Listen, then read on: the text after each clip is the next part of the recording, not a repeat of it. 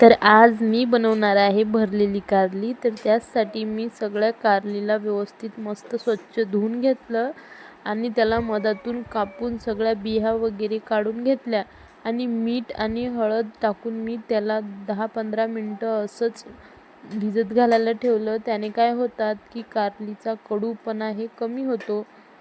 तर मी इकडं आपलं वाटण तयार करायला घेतलं, मसाले वगैरे. तर इकडे मी मसाले तयार करून घेतले. तर तोपर्यंत इकडे मी कारलीला वाफेवरती वाफायला ठेवलेलं होतं. तर चपात्या पण मी बनवून घेतल्या. तर कारण आता स्वराची तब्येत पण बरी नव्हती, तर तिच्यामुळे मला पूर्ण काही शूट करता आलं नाही. तर मस्त मी शेंगदाणे आणि तिळाचं कूट बनवून घेतलं आणि त्यात सगळे मसाले वगैरे टाकून मी ते कारलीत भरून घेतले आणि त्याची भाजी बनवून घेतली. तर इकडे स्वराजची काही तब्येत व्यवस्थित नव्हती, त्याला सर्दीमुळं ताप पण आलेलं होतं आणि सानवीला मी दूध प्यायला दिलं आणि स्वराजला औषध वगैरे दिलं आणि झोपू घातलं.